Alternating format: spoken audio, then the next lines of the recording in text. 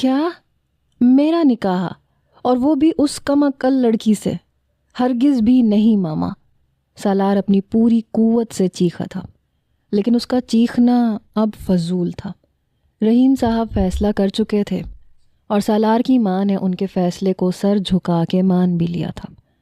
سالار، میں تمہارے نانا کو بول چکی ہوں کہ تم اس سے نکاح کرو گے، وہ بے بسی سے بولی تھی۔ ماما، آپ نے مجھ سے پوچھ کے ہرگز نہیں کہا تھا کہ میں نکاح کروں گا یا نہیں۔ مجھے ہرگز منظور نہیں ہے کہ میں کسی کم عقل لڑکی سے شادی کروں۔ اسے بولنے تک کی عقل نہیں ہے ماما۔ سالار اپنی جگہ سے کھڑے ہوتے ہوئے بولا۔ وہ اس وقت پارٹی میں جانے کے لیے نکل رہا تھا، لیکن اپنی ماں کے بلانے پر وہ ان کے کمرے میں آیا تھا۔ بلیک جینز کے اوپر وائٹ شرٹ اور بلیک کوٹ پہنے، بالوں کو نفاست سے سیٹ کیے، ہاتھوں میں برانڈڈ واچ اور پاؤں میں برانڈڈ جوتے پہنے کھڑا تھا۔ غصے کے باعث گوری رنگت میں سرخی کھلی تھی، جبکہ ہیزل گرے آنکھیں سرخ ہو رہی تھیں۔ بیٹا، تم فضول میں بحث کیوں کر رہے ہو جب تمہیں معلوم ہے کہ نانا کے فیصلے کے سامنے تم کچھ نہیں کر سکتے؟ وہ نرم لہجے میں گویا ہوئی۔ ماما، میں اپنی زندگی کا فیصلہ کرنے کا حق رکھتا ہوں، مجھ پہ کسی کے فیصلے کو تھوپنے کی کوشش نہ کریں۔ وہ غصے سے کہتا اپنی ماں کے کمرے سے نکلا اور سیدھا اپنے کمرے میں چلا گیا تھا۔ آپ کیوں خاموش تھے؟ آپ سمجھاتے نہ اسے۔ وہ سالار کے کمرے سے نکلنے کے بعد اپنے شوہر کی طرف متوجہ ہوئی۔ میں کیا سمجھاتا اسے؟ تم ماں بیٹے کا معاملہ ہے۔ عبداللہ صاحب نے تو اپنا دامن جھاڑ دیا تھا۔ وہ غصے سے انہیں گھورتی ہوئی بیڈ پہ بیٹھ گئی تھی۔ کل نکاح کا کہا ہے انہوں نے، کیسے راضی کریں گی؟ عبداللہ صاحب بھی جلے پہ نمک ڈالنے کے لیے تیار بیٹھے تھے۔ میں بھی دیکھتی ہوں کیسے کل نکاح نہیں کرتا۔ سو جائیں اب آپ خاموشی سے۔ وہ غصے سے کہتی ہوئی بیڈ پہ لیٹی، سر تا پیر کمبل اوڑھ چکی تھی۔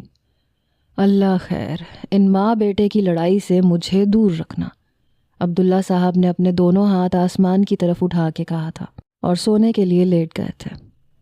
میں اس لڑکی کے ساتھ زندگی گزارنا تو دور کی بات، میں ایک پل کے لیے بھی اس کے ساتھ نہ رہوں۔ آخر سمجھا کیا ہے نانا جان نے مجھے؟ میں کل ہی جا کے بات کرتا ہوں نانا جان سے۔ اگر انہیں اپنی پوتی کی شادی کروانی بھی ہے تو کسی اور سے کروائیں، کسی اور کو بنائیں بلی کا بکرا، نہ کہ مجھے۔ غصے سے اپنا کوٹ اتار کے پھینکتا وہ بیڈ پہ ہی ڈھہ گیا تھا۔ موڈ اس کا کافی حد تک خراب ہو چکا تھا۔ اب پارٹی میں جانا تو دور کی بات، وہ سوچ بھی نہیں سکتا تھا۔ صبح کا سورج طلوع ہوا تو سالار کے لیے ایک امتحان پہلے سے ہی اس کا انتظار کر رہا تھا۔ سالار کی آنکھ گھر میں ہوتے شور پہ کھلی۔ بیگم ایسا کچھ مت کریں، وہ بچہ ہے، سمجھ جائے گا۔ آپ تو کم از کم ہوش کے ناخن لیں، عبداللہ صاحب نے غصے سے کہا تھا۔ نہیں، وہ اپنا فیصلہ سنا چکا ہے، اب بس میں اپنی جان لے لوں گی۔ میں اپنے بابا کے سامنے شرمندہ ہرگز نہیں ہوں گی۔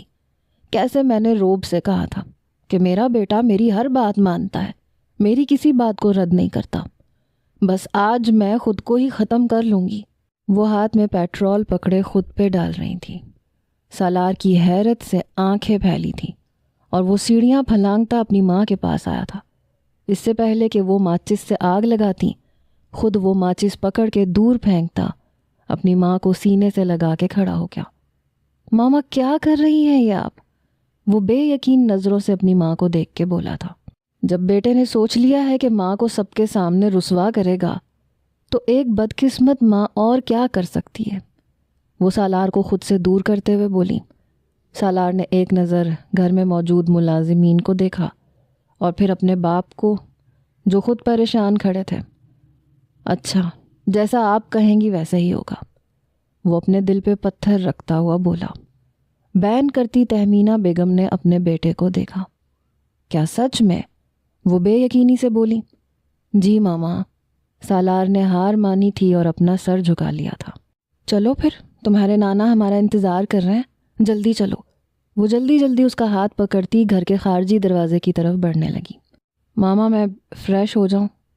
سالار نے کہا تو تہمینہ بیگم نے سالار کا ہاتھ چھوڑا اور اپنی جلد بازی میں دانتوں کی نمائش کرتی اپنے کمرے میں چلی گئی۔ سالار بھی فریش ہونے کے لیے اپنے کمرے میں چلا گیا تھا۔ بیگم